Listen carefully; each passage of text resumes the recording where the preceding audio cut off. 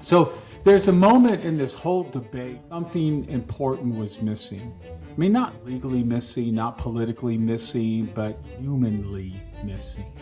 And it's this: if you're a conservative professor on a modern university campus, this moment probably doesn't feel abstract. It doesn't.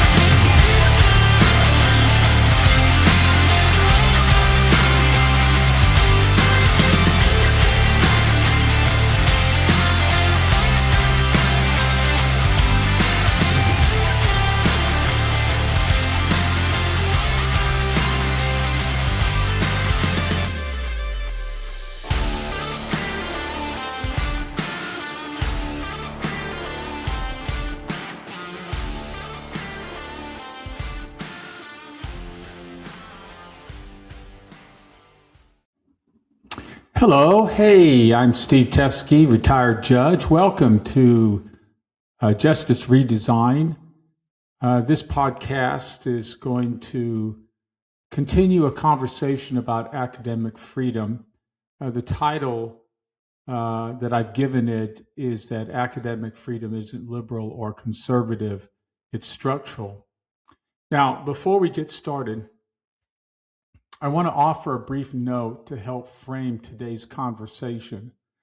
An essay companion to this podcast, it's also titled Academic Freedom Isn't Liberal or Conservative, It's Structural, has already been published on my Substack website at Stephen Teskey, all in one word, Stephen Teskey, and it's Stephen with a V as in Victor, .substack.com. For those who want the fullest context for this discussion, I strongly recommend reading the essay first. You see, because in that written piece, you'll find direct links to the original articles that I mention in this podcast by a professor, Richard Votz, and to the published rebuttal to Professor Votz's article by a Jennifer Ballingy, who happens to be the chair of the faculty senate at the college where they both teach. Now, both play an integral role in this episode of Justice Redesign. Also, reading those essays provides important background and helps illuminate the different perspectives at the heart of today's conversation. The essay also includes links to empirical studies and academic sources that support several of the conclusions I reference in this podcast. Materials that simply can't be cited or accessed easily in a video or audio podcast format. This episode is meant to be a conversation, of reflection, not a substitute for that written analysis.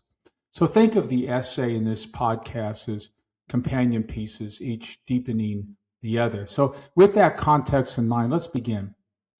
So there's a moment in this whole debate over universities, over the compact. You remember the compact for academic freedom pushed by President Trump and his administration.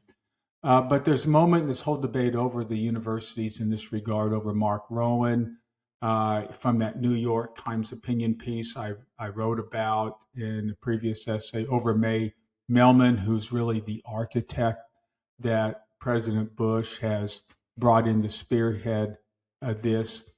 Where, anyway, I realized something important was missing. I mean, not legally missing, not politically missing, but humanly missing. And it's this: if you're a conservative professor on a modern university campus, this moment probably doesn't feel theoretical, abstract. In fact, it probably feels personal. So today I want to talk about academic freedom in a way that cuts through all the tribal noise, okay? Left versus right, woke versus anti-woke, And let's get to the core truth, is what I'm trying to do here. You see, academic freedom is not liberal, it's not conservative, it's what I call structural. It's like due process. And if we forget that, we all lose. So let me talk about the core principle here. And let me be painstakingly precise. Academic freedom is not some left wing shield. It's not a right wing privilege, okay? It's not a cultural reward for being popular or dominant. It is a structural constitutional protection designed to do one thing above all else, and that is to keep government power out of the marketplace of ideas. I mean, that's it. That's all there is to it. Just like due process doesn't care whether you're guilty or innocent, academic freedom doesn't care whether your ideas are fashionable or unpopular. It exists because government power is dangerous, especially when it starts deciding which ideas are acceptable. So let's bring in Professor Richard Vatz, okay? Because he's my central figure here. And he is who I'm writing about. This became much clearer to me after I read his essay. He's a conservative academic at Towson University. Now, Vatz describes something that should make anyone who cares about higher education pause. Out of nearly 1,000 professors at his university, he knows of only one other conservative. When he proposed adding this ideological perspectives to the list of protected categories there at the college, which would be alongside, race, religion, gender, the faculty senate wouldn't even second the motion for discussion. I mean, debate it? No. They didn't even vote it down. It was just plain silence. Cricket, cricket, cricket. And you don't have to agree with Professor Vatz's politics to understand what that feels like.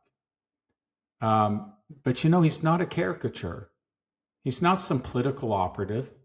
He's not part of a Heritage Foundation strategy memo. He's a professor just trying to do his job in a place where his worldview makes him feel like an endangered species. And his frustration is real. So let's talk about what I call cultural frustration versus government power. And here's where things get interesting and dangerous. Vatz wants cultural change. But then so does Mark Rowan, like so does the Heritage Foundation, so does the Trump administration. But the similarity ends there. Because you see, Vatz wants a dialogue, recognition, and space. He just wants to be heard, not imposed, protected, not weaponized. Rowan and Mehlman want something very different. They want federal mandates, funding leverage, compelled conformity. And here's the constitutional line that cannot be crossed. You may address cultural problems culturally, but you may not address them through government coercion. The Constitution permits the first, that you can address cultural problems culturally, but it forbids the second one, and that's government coercion. So let me stop for a moment and kind of put a footnote to this, because some may be thinking, well, why is he like one of only two conservatives in a college that everyone, all the other academics are either, moderate to liberal leaning? And, it begs the question, though, if we really think about universities for the most part, why do they tend to lean left? Okay. And so let's talk honestly about something that conservatives are often told they're not allowed to say. And it's this: universities do generally lean left. But it's not a conspiracy, folks. But not for, let's say, the reasons usually shouted on cable news. This isn't ideological engineering as some people want to make it out to be. It's structural and it's sociological. And here's what's actually going on. Number one, self selection. People who enjoy critique, abstraction, theory, and questioning norms tend to lean liberal. And this is one of the points. If you're reading my essay, you could click on the link and look at all the studies on that. And they're drawn to academic life. That is a fact. And then there's the discipline effects. Whatever discipline whatever it is you're teaching. For example, fields like sociology, anthropology, psychology, public health, literature, and the arts are built around critique of systems and power. And that draws people who tend to lean more left. That's what they do. And then there's student demographics. Come on. I mean, who attends college and universities, right? 18 to 29-year-olds lean left on most social issues. And universities naturally tailor environments to the populations they serve. I mean, it's kind of like, by way of analogy, capitalism, okay? I mean, who's going to produce a widget that no one wants to buy? Okay, all right? You are going to look at who's around you, what they want, what they're willing to pay money for, and you're going to make that. You're going to sell that. And that's kind of like in universities, because you are catering to students who these students generally tend to lean left. Professional incentives. Academic publishing rewards novelty, reinterpretation, and challenging orthodoxy, not preserving tradition. No one wants to read about something maybe we already know about or we're already doing. Okay. That's what particularly universities, more so than colleges, four-year institutions versus postgraduate, where you go beyond bachelor's, you get into, maybe universities tend to be more research oriented because they offer postgraduate degrees where there's research done. And, I got my master's degree. I had to do I'm not a dissertation, but a thesis. If you go on to get your PhD, okay, then you have to do a dissertation. But both a master's and a dissertation requires some pretty serious research in order to pass it and graduate and get your master's or your doctor's degree. And to put simply, universities lean left because the people who gravitate toward them tend to lean left. That's not indoctrination. That's called an ecosystem. Now, let's talk about this rebuttal I had mentioned in my kind of pre-note to this podcast about looking at the essay. I mentioned that that there was a Miss Ballingy, okay, who chairs the Senate faculty. So I want to be fair here, and this matters. So this faculty Senate chair didn't just stay silent, okay? Professor Jennifer Ballingy published a rebuttal to Professor Vassett's essay, defending the Senate's decision and laying out what she sees as the proper boundaries of academic freedom. Now, she argues in her article that academic freedom protects inquiry, not political identity. That ideology isn't a protected category like race or religion. That hiring or teaching based on political affiliation would itself undermine scholarly standards. In other words, what she's saying is that the reason that they didn't second the motion is because what's already in there that are protected status would be those type of things that are already in the Constitution, like in the Fifth and 14th Amendment, race, religion, national origin, and gender, okay? And that political identity is not that, but I'll share a little bit more because I do have some issues though with Professor Ballingy's take on this in a little respect that makes, I think, a big difference for Professor Voss, who I am taking up his side here. That hiring or teaching, she says, based on political affiliation would itself undermine scholarly standards. And look, she's not wrong in that regard, okay? At least not entirely. Academic freedom is about inquiry, and it's not about advocacy. I mean, Unless you were in my business as a lawyer, okay, yeah, it's about advocacy, right? Okay. The political litmus test in hiring would be corrosive. And if we were to allow that to be the case for hiring professors, it would be troublesome. And that's what, Professor Ballinger is trying to point out here. And ideological identity is not the same as race or religion. But here's the thing. Here's where the rebuttal, in my opinion, falls short. She never really addresses the problem that Watts is describing.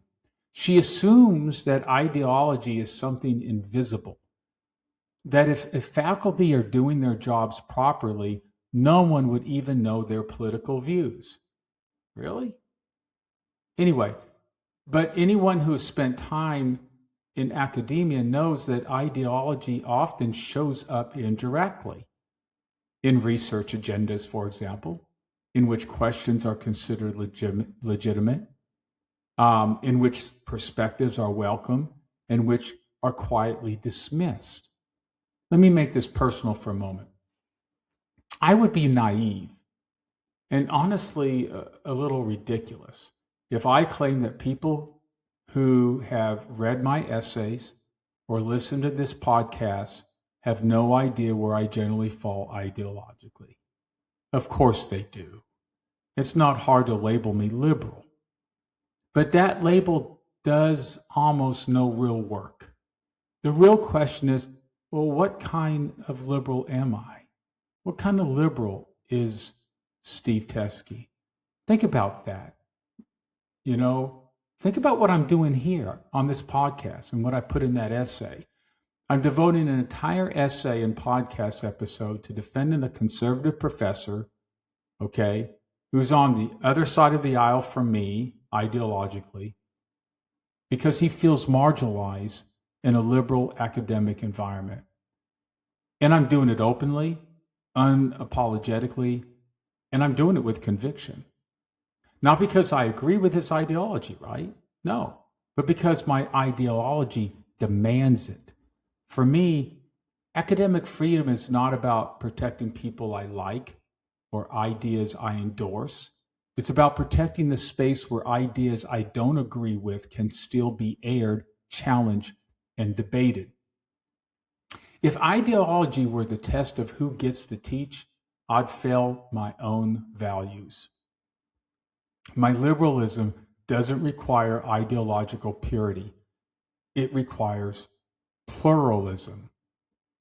And that's precisely why academic freedom matters.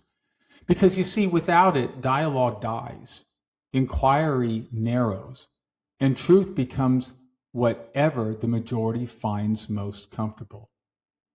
Most importantly, she never engages the reason Watts's proposal resonated with me when I first read it. It made sense, not as a hiring mandate, not as a government policy, but as a plea to be taken seriously. Watts isn't asking to be insulated from criticism. He's asking not to be erased. That's a vast difference. And Ballinger's rebuttal, while intellectually rigorous, doesn't grapple with that human reality. It refutes his proposal, but it does not reckon with his experience. It corrects his reasoning, but it does not reflect on the culture that produced his frustration. And here's the point I don't want lost, please. Even if you reject Watts' solution, his feelings remain real. And in a community committed to academic freedom, those feelings should trigger self-reflection, not reflexive dismissal. Academic freedom doesn't require agreement, but it does require openness. And if some of our colleagues feel so marginalized that they reach for imperfect solutions, the answer is not simply to explain why they're wrong. The answer is to ask why they felt unheard in the first place. Okay, so let me get back to the compact for academic excellence and how does it relate here. See, here's where the compact's architects, the Trump administration, Mark Rowan, May Mailman, make a profound error. And I don't think they understand the unintended consequences here, how it can do more harm to conservative professors. You see, they see a cultural imbalance and they reach for government power to correct it. They see fewer conservative professors like Professor Voss, at Towson University than liberal ones, and they think there's an imbalance and that needs to be corrected. Okay, all right, fine, all right. But they're reaching for government power to correct it. You see, but you do not correct cultural imbalance by weaponizing federal authority. I mean, think about it, because once you do that, you don't fix bias, you eliminate protection. If conservatives feel unheard in academia, and many do, the solution is not to undermine academic freedom, because academic freedom is the only thing standing between minority viewpoints and institutional retaliation. You take that away, and conservative scholars don't gain power, they lose their shield. Okay? So here's the irony that's missing here.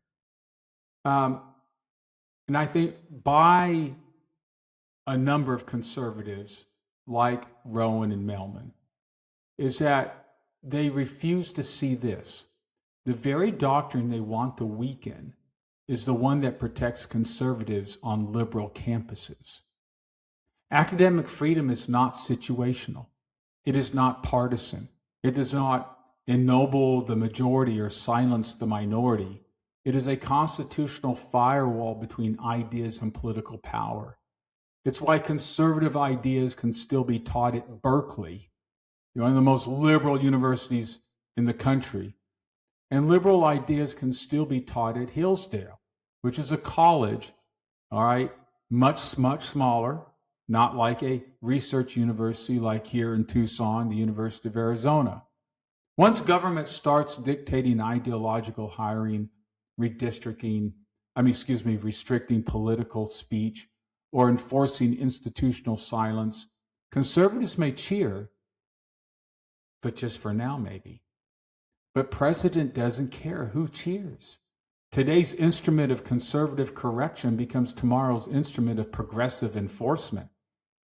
The script can flip anytime, and we know that from history. Happens all the time. We get this president in of a different party, things change. We get a president of the other party coming in the next time, things change. This can happen here, okay? These are, the unintended consequences if we're not careful. If Mehlman and Rowan are not careful. You see, that's not speculation, folks. As I said, that's history. So let's take a look at the due process analogy. Here's the analogy that I keep coming back to when I said earlier that academic freedom is like due process. You don't protect it because you like the defendant. You protect it because someday you might be the defendant. You don't weaken it because it feels inconvenient today. You strengthen it precisely because power shifts. The first rule of academic freedom is the same as the first rule of due process. You protect it even when you think you don't need it, because someday you will. Okay, so Professor Voss deserves better than cultural dismissal. But he also deserves better than a federal strategy that, in the name of helping him, leaves him exposed. Attacking academic freedom to fix academia is not just unconstitutional, it's self-destructive. Because once government decides which ideas deserve protection, no ideology is safe for long, not liberal, not conservative, not any of us. And that's why academic freedom must remain what it has always been, not left, not right, but structural, like due process. Before closing, I want to be clear about something that has been very much on my mind throughout this discussion. And when I say discussion, I'm talking about leading up to putting, pen and ink to paper and writing that essay and now talking about it on this podcast.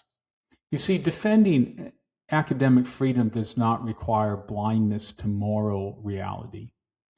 I've been openly critical of moments on the left. And here I am, a liberal, where students shout down speakers rather than rebut them. And I've been upset about that when it's occurred.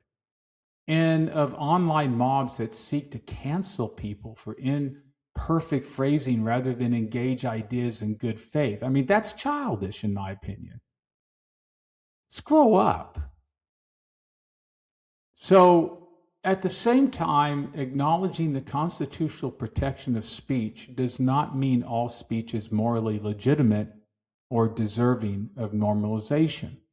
So I get it when those students at Berkeley or these other universities are upset when the president brings in someone, that's an extreme right, or not even have to be extreme right, but conservative. And you have mostly these left-leaning students in these university campuses, and they don't like that ideology. You don't shout them down, okay?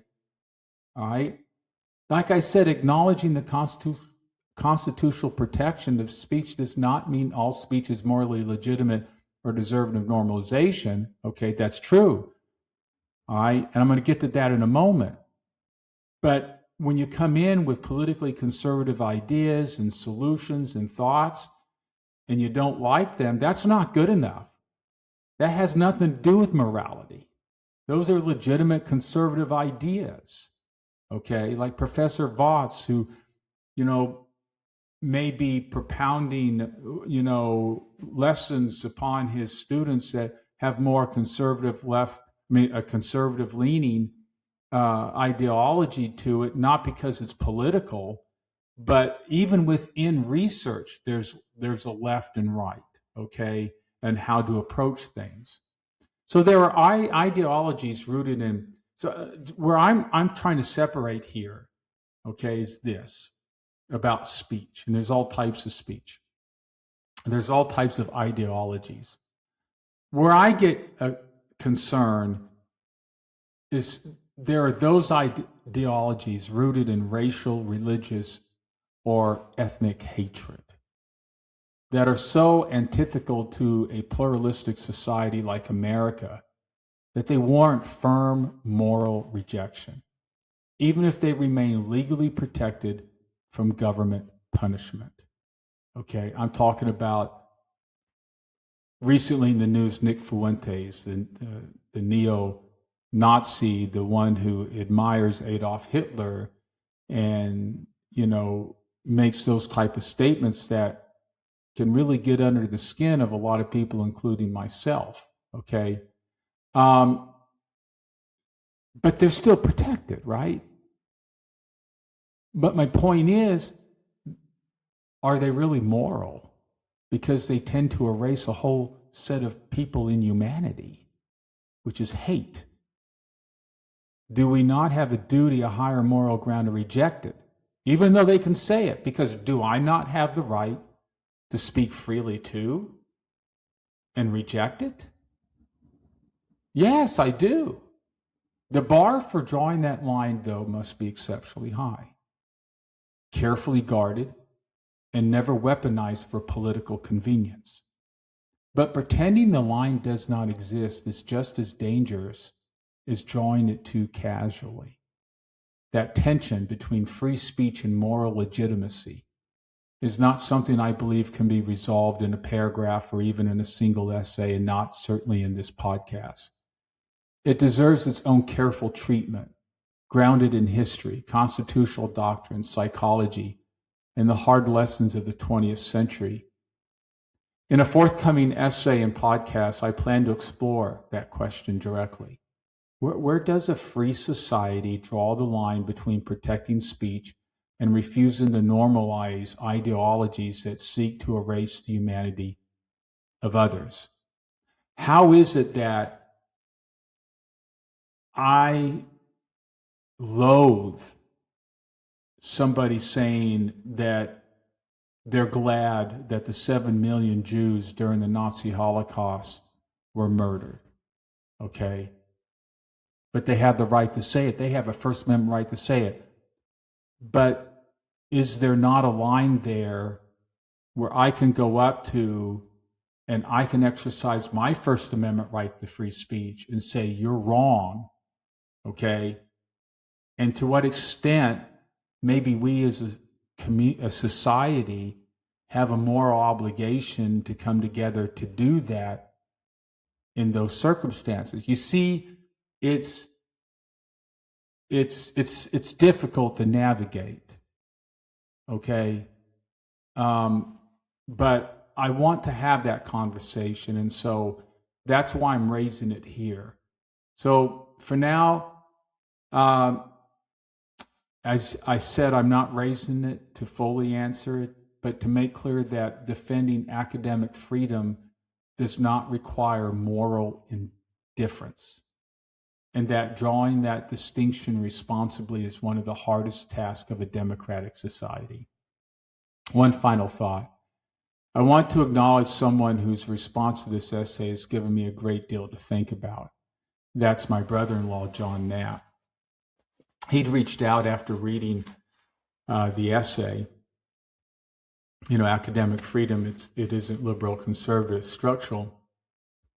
And John brings a perspective I deeply respect, shaped by many years as a college professor and by his service as president of 2 colleges. His vantage point is not ideological. It is institutional, grounded in, lived experience with faculty governance, academic policy, and the very real pressures universities face. John raised important questions about the boundaries of academic freedom, particularly in areas like faculty speech on social media and about the growing challenge posed by direct political interference in curricular content. His observations don't undermine the argument I've made here. In fact, they really deepen it. They remind me that academic freedom, while structural and essential, is also something institutions must steward carefully and thoughtfully in a changing environment. Most importantly, John's response has given me much more to explore and reflect on in future commentary. These are not settled questions, and they shouldn't be. Serious ideas deserve sustained conversation and not final answers. And to that end, I've invited John to join me on a future episode of this podcast to talk more about these issues from the perspective of someone who has lived them on the ground. And I very much hope you all join us for that conversation. Because if academic freedom is going to endure, it will be because we're willing to engage it honestly across roles, across experiences, and across differences, exactly as John has done. Well, ladies and gentlemen, thank you for joining me on this podcast. In the meantime, until I get all my thoughts put together on this last issue I brought up about, the moral obligations we have versus free speech, and the tension there, and where's the line, and how do we navigate that? Is there any rules that can be designed to help us in that direction is what I'm going to focus on, but I'm still working on that. But with that said, in the meantime, y'all be safe. Take care. Bye now.